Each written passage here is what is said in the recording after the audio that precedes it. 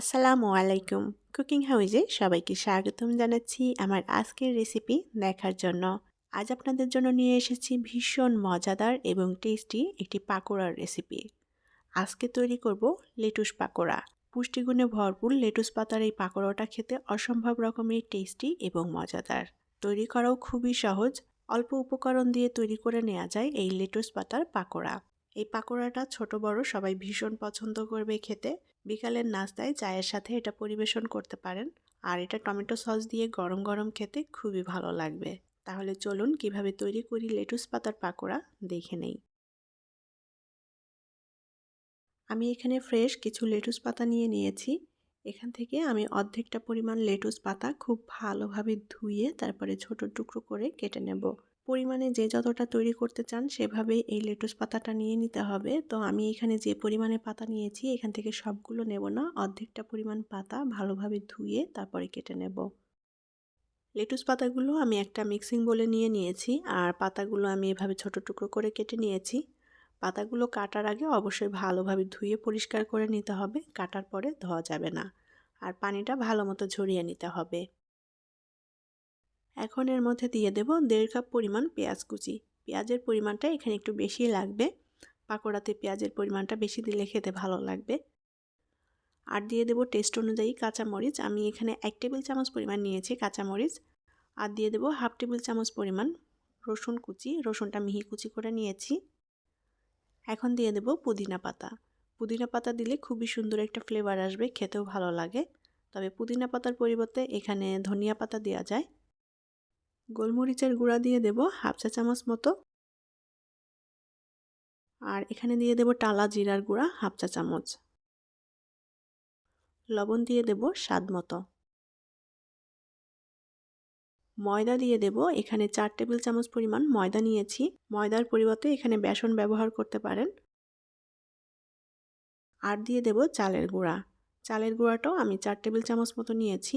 চালের গুঁড়া দিলে পাকোড়াটা অনেক বেশি মচমচে হবে। এখানে কর্নফ্লাওয়ারও ব্যবহার করতে পারেন। এখন খুব ভালোভাবে লেটুস পাতার মিশ্রণটা মেখে নেব। আর মিশ্রণটা মাখাতে এখানে কিন্তু কোনো পানি দিতে হবে না। পাতাটা যথেষ্ট ভেজা ভেজা আছে, এটা দিয়েই খুব সুন্দর মতো মাখা হয়ে যাবে, আলাদা করে কোনো পানি দিতে হবে না। চাইলে এখানে কিন্তু ডিম ব্যবহার করতে পারেন, ডিম দিলে খেতে ভালো লাগে। তবে আজকে আমি ডিম ছাড়াই পাকোড়াটা তৈরি করছি। তো পাকোড়ার মিশ্রণটা আমার কাছে একটু ঝরঝরে মনে হচ্ছে, আর একটু আঠালো করতে হবে। তার জন্য আমি আরও 4 টেবিল চামচের মতো ময়দা দিয়ে দিলাম।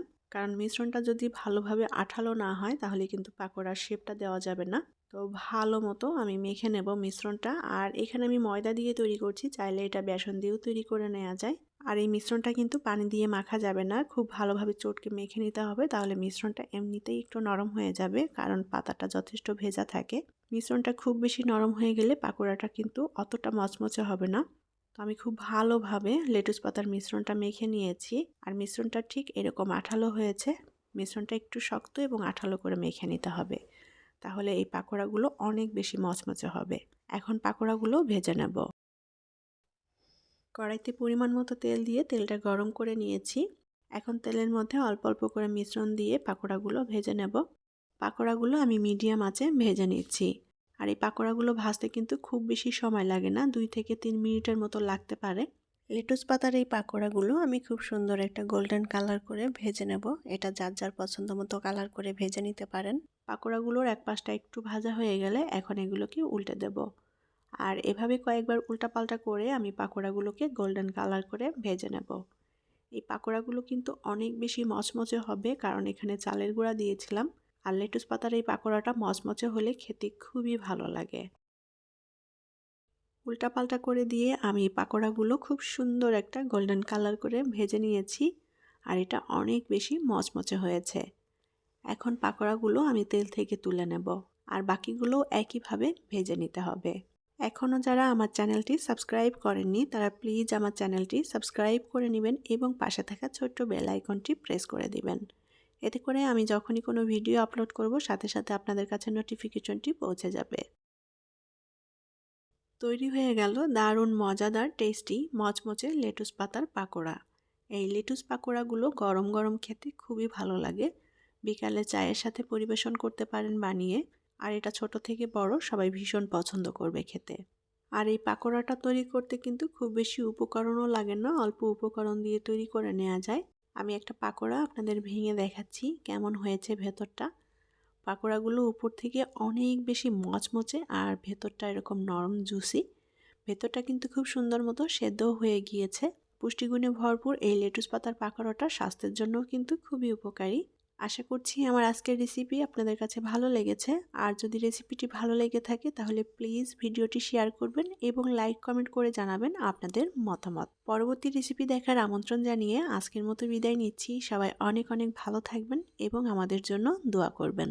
আল্লাহ হাফেজ।